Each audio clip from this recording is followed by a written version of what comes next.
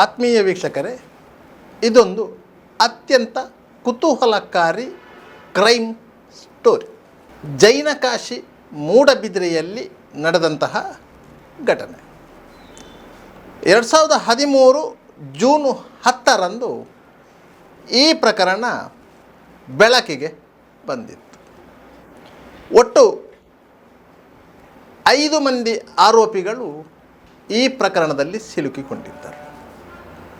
ಈ ಪ್ರಕರಣದಲ್ಲಿ ಹತ್ಯೆಯಾದ ಅವಳು ಕಾರ್ಕಳ ಗ್ರಾಮಾಂತರ ಪೊಲೀಸ್ ಠಾಣಾ ವ್ಯಾಪ್ತಿಯ ಹೆಣ್ಣುಮಗಳು. ಕಾಂಗ್ರೆಸ್ ಮತ್ತು BJPಯ ಮಧ್ಯೆ ವಾಕ್ಸಮರಕ್ಕೆ ಕಾರಣವಾಗಿದ್ದಂತಹ ಪ್ರಕರಣ ಇದು.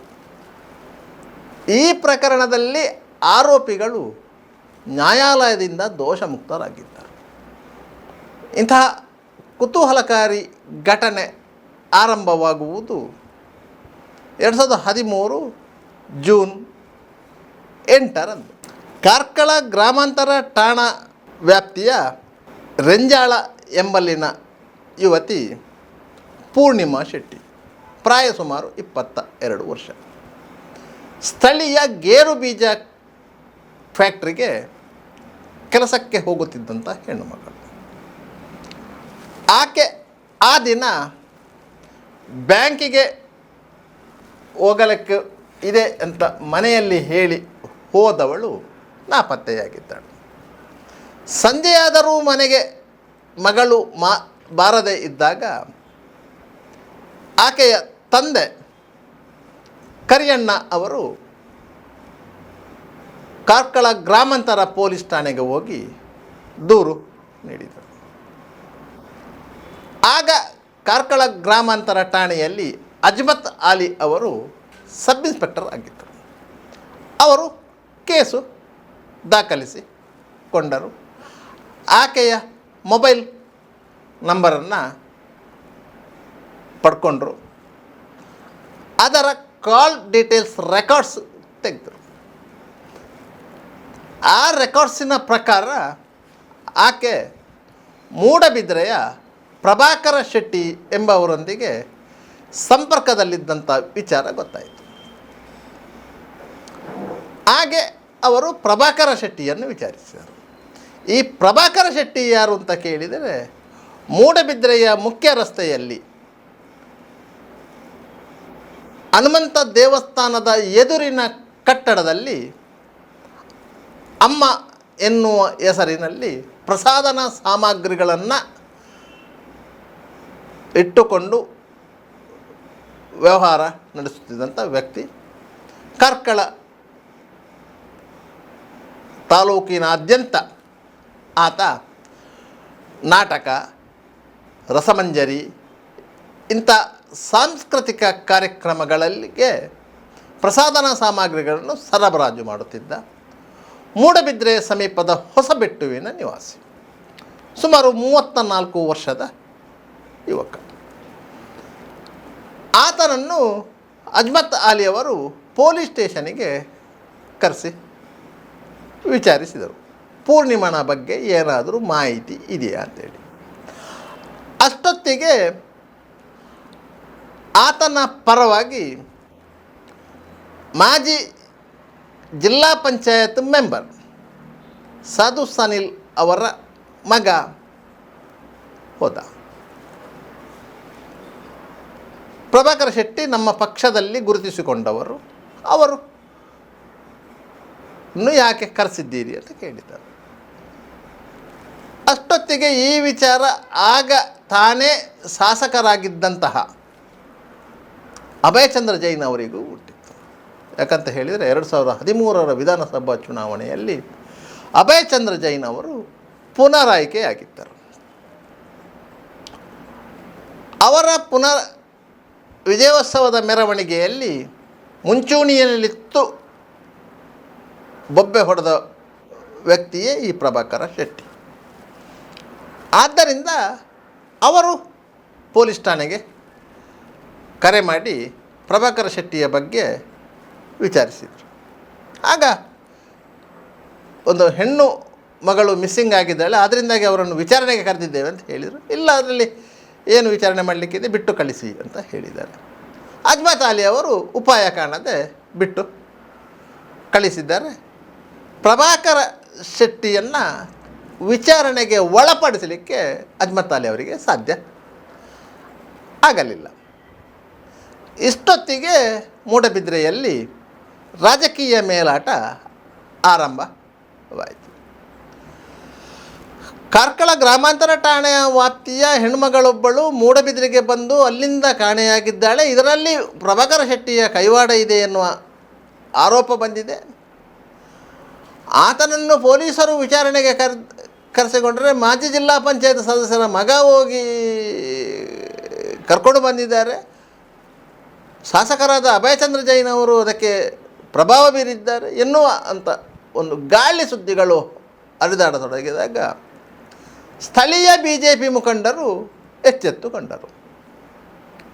KP ಜಗದೀಶ್ ಅಧಿಕಾರಿ ಅವರು ಜಿಲ್ಲಾ BJP ಉಪಾಧ್ಯಕ್ಷರು, ಹಾಲಿ ಶಾಸಕರಾಗಿರುವಂಥ ಉಮಾನಾಥ್ ಕೋಟೆಯನ್ನವರು, ಅವರು ಅಭಯಚಂದ್ರ ಜೈನ್ ಎದುರಲ್ಲಿ BJPಯಿಂದ ಸ್ಪರ್ಧೆ ಮಾಡಿ ಸೋಲನ್ನು ಅನುಭವಿಸಿದವರು,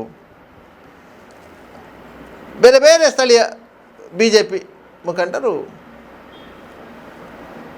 ಮೂಡಬಿದ್ರೆಯಲ್ಲಿ ಭಾರಿ ದೊಡ್ಡ ಮಟ್ಟದ ಒಂದು ಪ್ರತಿಭಟನೆಗೆ ಮುಂದಾದರು, ಪ್ರತಿಭಟನೆ ನಡೆಸಿದರು.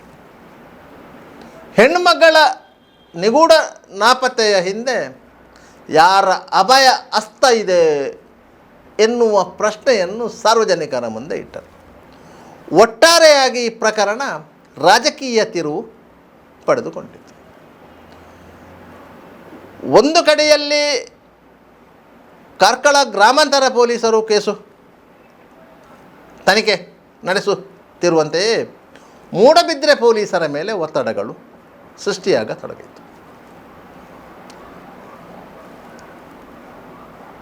ಇಂತಹ ಸಂದರ್ಭದಲ್ಲಿ ಮೂಡಬಿದ್ರೆ ಪೊಲೀಸರು ಸ್ವಲ್ಪ ಮಾಹಿತಿಗಳನ್ನು ಕಲೆ ಹಾಕಲು ಮುಂದಾದರು. ಈ ಪ್ರಭಾಕರ ಶೆಟ್ಟಿಯ ಹಿನ್ನೆಲೆಯನ್ನು ಗಮನಿಸತೊಡಗಿದರು. ಇಷ್ಟೊತ್ತಿಗೆ ಆ ಹೆಣ್ಣುಮಗಳು ಅಂದರೆ ಪೂರ್ಣಿಮಾ ಶೆಟ್ಟಿ ಪ್ರಭಾಕರ ಶೆಟ್ಟಿಯ ಅಮ್ಮ ಆರ್ಟ್ಸ್ ಎನ್ನುವ ಅಂಗಡಿಗೆ ಹೋಗಿದ್ದಳು ಎನ್ನುವುದು ಪೊಲೀಸರ ಗಮನಕ್ಕೆ ಬಂತು. ಆದರೆ ಪ್ರಭಾಕರ ಶೆಟ್ಟಿಯನ್ನು ಠಾಣೆಗೆ ಕರೆದುಕೊಂಡು ಬಂದು ವಿಚಾರಿಸುವ ಸ್ಥಿತಿಯಲ್ಲಿ ಪೊಲೀಸರು ಇರಲಿಲ್ಲ. ಯಾಕಂತ ಹೇಳಿದರೆ ಅವರು ಆಗ ತಾನೇ 2ನೇ ಬಾರಿಗೆ ಪುನರಾಯ್ಕೆಯಾಗಿದ್ದಂಥ ಅಭಯಚಂದ್ರ ಜೈನ್ ಅವರ ಆಪ್ತರ ಬಳಗದಲ್ಲಿ ಪ್ರಭಾಕರ ಶೆಟ್ಟಿ ಇದ್ದ ಎನ್ನುವುದು ಅವರ ಗಮನದಲ್ಲಿ ಇತ್ತು. ಆದ್ದರಿಂದ ಅವರು ತನಿಖೆಯನ್ನು ಮಾಡಲಿಲ್ಲ. ಆದರೆ ಪೊಲೀಸರು ಸುಮ್ಮನೆ ಕೂರುವಾಗಿರಲಿಲ್ಲ. ಮಿಸ್ಸಿಂಗಾದ ಹೆಣ್ಣಿನ ಎಲ್ಲ ಪೂರ್ವಾಪರಗಳನ್ನು ವಿಚಾರಿಸಲೇಬೇಕಿತ್ತು. ಇಂಥ ಸಂದರ್ಭದಲ್ಲಿ ಪೊಲೀಸರು ತಾಂತ್ರಿಕ ಸಾಕ್ಷ್ಯಗಳ ಮೊರೆ ಹೋದರು. ತಾಂತ್ರಿಕ ಸಾಕ್ಷ್ಯಗಳ ಮೊರೆ ಹೋದಂತಹ ಸಂದರ್ಭದಲ್ಲಿ ಅವರಿಗೆ ಮುಖ್ಯವಾಗಿ ಕೆಲವೊಂದು ಮಾಹಿತಿಗಳು ಸಿಕ್ಕಿತ್ತು. ಪ್ರಭಾಕರ ಶೆಟ್ಟಿಯೊಂದಿಗೆ ಇರುವಂತಹ ಸ್ನೇಹಿತರು ಯಾರು ಎನ್ನುವುದನ್ನು ಅವರು ಹುಡುಕ್ಲಿಕ್ಕೆ ಹೊರಟರು. ಆಗ ಪ್ರಭಾಕರ ಶೆಟ್ಟಿಯ ಒಟ್ಟಿಗೆ ಇರುವಂಥವರ ಗುರು ಕೆಂಚಯಾನೆ, ಗಣೇಶ, ಶಬರೀಶ ಮತ್ತು ಸುಧಾಕರ ಶೆಟ್ಟಿ, ಈ 4 ಹೆಸರುಗಳು ಪೊಲೀಸರಿಗೆ ಗೊತ್ತಾಯಿತು. ಇವರನ್ನು ಹುಡುಕಿಕೊಂಡು ಹೋದಂಥ ಸಂದರ್ಭದಲ್ಲಿ ಪೊಲೀಸರ ಮೇಲೆ ಬೇರೆ ಬೇರೆ ಕಡೆಗಳಿಂದ ಒತ್ತಡ ಬಂತು. ಆದರೂ ಪೊಲೀಸರು ತಾಂತ್ರಿಕ ಸಾಕ್ಷ್ಯಗಳನ್ನು ಹುಡುಕಿದಾಗ ಹೊಸಬೆಟ್ಟು ಪರಿಸರದಲ್ಲಿ ಕೆಲವೊಂದು ಮಂದಿಯನ್ನು ವಿಚಾರಿಸಿದಾಗ ಜೂನ್ 10ರಂದು ರಾತ್ರಿ ಈ 5 ಸೇರಿ ಸಿದ್ದಕಟ್ಟೆಯ ಅಶ್ವಿನಿ ಬಾರ್ನಲ್ಲಿ ಎಣ್ಣೆ ಹಾಕ್ತಾಯಿದ್ರು ಎನ್ನುವಂತಹ ಮಾಹಿತಿ ಗೊತ್ತಾಯಿತು.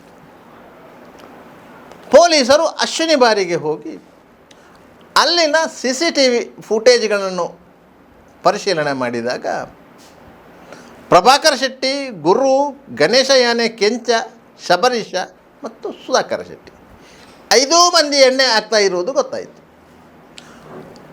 ತದನಂತರದ ಅವರ ಚಲನವಲನಗಳನ್ನು ಅಧ್ಯಯನ ಮಾಡಿದಾಗ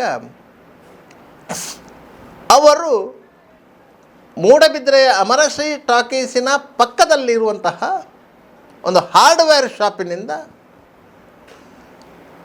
ಪಿಕ್ಕಾಸಿ, ಹಾರೆ, ಹಗ್ಗ ಮೊದಲಾದ ವಸ್ತುಗಳನ್ನು ಖರೀದಿಸಿದ್ದು ಗೊತ್ತಾಯಿತು.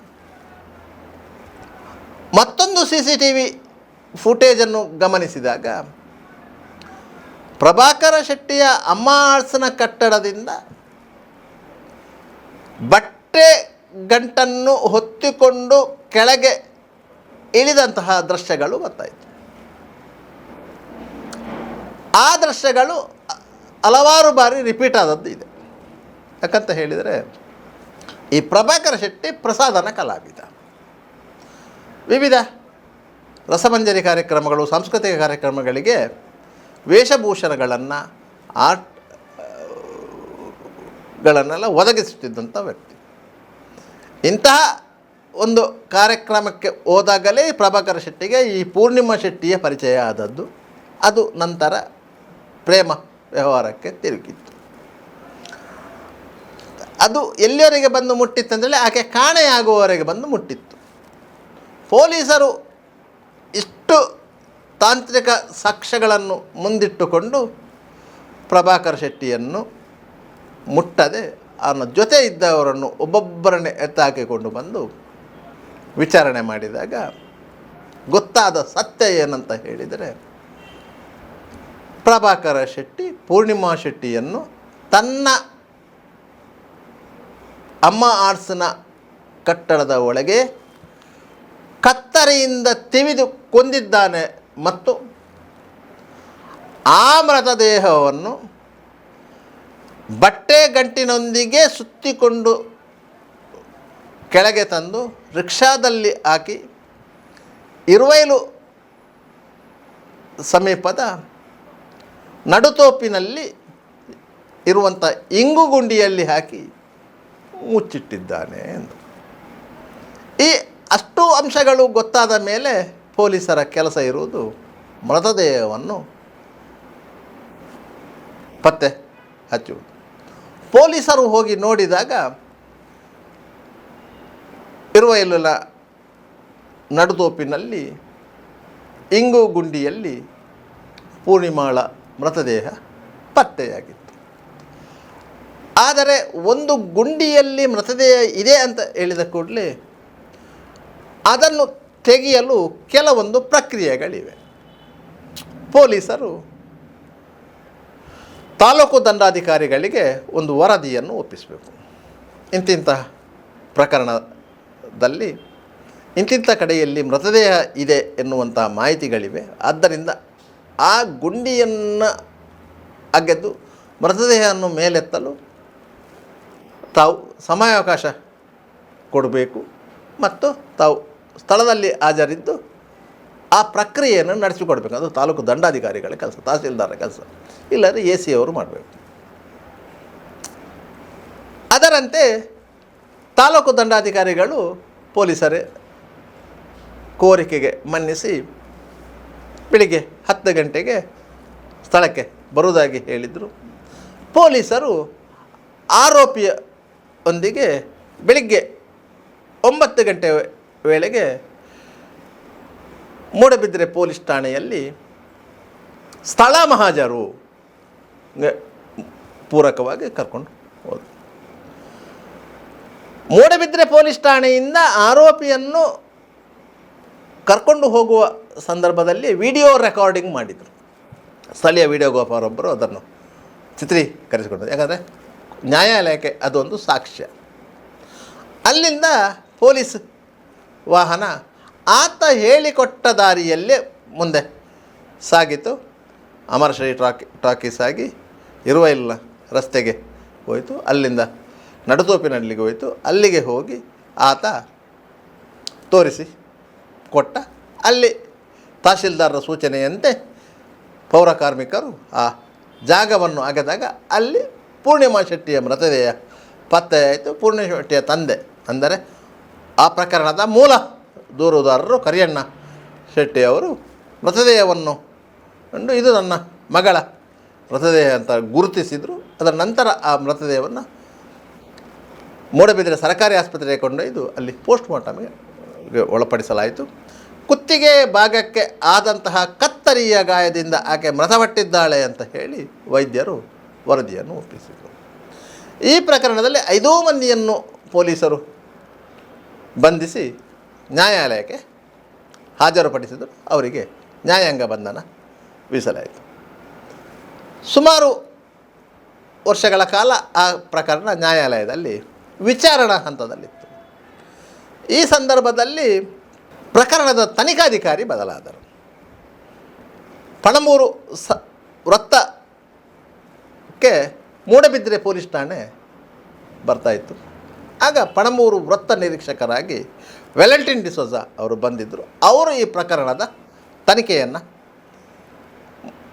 ನಡೆಸಿದರು. ಅವರು ನ್ಯಾಯಾಲಯಕ್ಕೆ ಆರೋಪ ಪಟ್ಟಿ ಸಲ್ಲಿಸಿದರು. ನ್ಯಾಯಾಲಯ ತದನಂತರ ಆ ಪ್ರಕರಣದಲ್ಲಿ ವಿಚಾರಣೆಯನ್ನು ಕೈಗೆತ್ತಿಕೊಂಡಿತು. ಈ ಮಧ್ಯೆ ಆರೋಪಿಗಳ ಪರವಾಗಿ ಅವರ ವಕೀಲರು ನ್ಯಾಯಾಲಯಕ್ಕೆ ಜಾಮೀನು ಅಪ್ಲಿಕೇಶನ್ ಹಾಕಿದ್ದರು. ಕೆಲವೊಂದು ಸಂದರ್ಭಗಳಲ್ಲಿ ನ್ಯಾಯಾಲಯ ಆರೋಪಿಗಳಿಗೆ ಜಾಮೀನು ಕೊಟ್ಟಿತ್ತು. ಅದಕ್ಕೆ ವಿವಿಧ ಕಾರಣಗಳು ಇರ್ತವೆ. ಯಾಕಂತ ಹೇಳಿದರೆ ಪ್ರಭಾಕರ್ ಶೆಟ್ಟಿ ಆಗಲಿ, ಗುರು ಆಗಲಿ, ಕೆಂಚಯ್ಯನೇ ಗಣೇಶನಾಗಲಿ, ಶಬರೀಶ್ ಆಗಲಿ, ಸುಧಾಕರ್ ಶೆಟ್ಟಿಯೇ ಆಗಲಿ ಯಾರೂ ಎಬಿಚುವಲ್ ಕ್ರಿಮಿನಲ್ಗಳಲ್ಲ. ಕೊಲೆ ಮಾಡಿದ್ದು ಕೇವಲ ಒಬ್ಬ ಪ್ರಭಾಕರ ಶೆಟ್ಟಿ. ಏಕ ಆಯುಧದಿಂದ ಏಕ ಏಟಿನಿಂದ ಆ ಹತ್ಯೆ ನಡೆದಿದೆ. ಇದು ಉದ್ದೇಶಪೂರ್ವಕ ಹತ್ಯೆ ಅಲ್ಲ.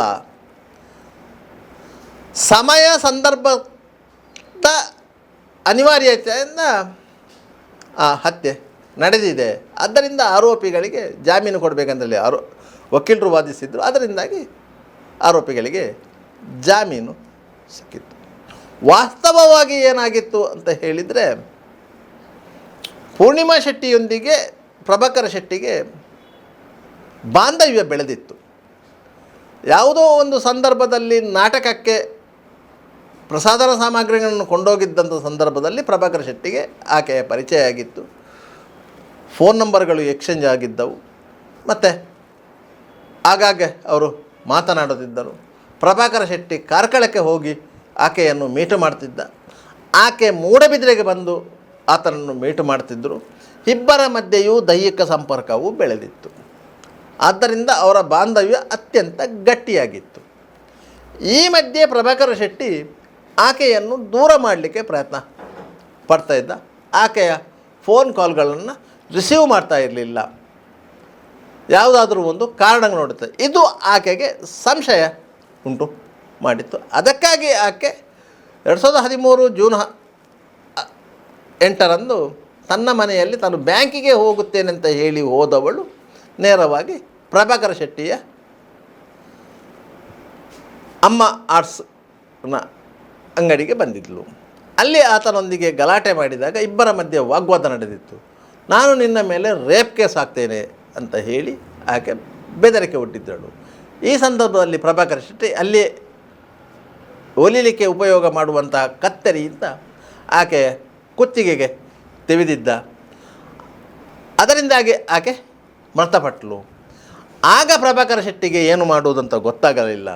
ಅದ ನಂತರ ಆ ಪ್ರಕರಣವನ್ನು ಹೇಗೆ ಮುಚ್ಚಿ ಹಾಕುವುದು ಎನ್ನುವ ಬಗ್ಗೆ ಆಕೆ ಆಲೋಚನೆ ಮಾಡಿದ್ದ. ಆ ಮುಚ್ಚಿ ಹಾಕುವ ಸಂಚಿನಲ್ಲಿ ಬಾಕಿಯವರು ಪಾಲ್ಗೊಂಡರು. ಅವರು ಹೇಗೆ ಪಾಲ್ಗೊಂಡರು ಅನ್ನೋದನ್ನು ಮುಂದಿನ ಎಪಿಸೋಡಲ್ಲಿ ಹೇಳ್ತೇವೆ. ನಿರಂತರ ಸುದ್ದಿ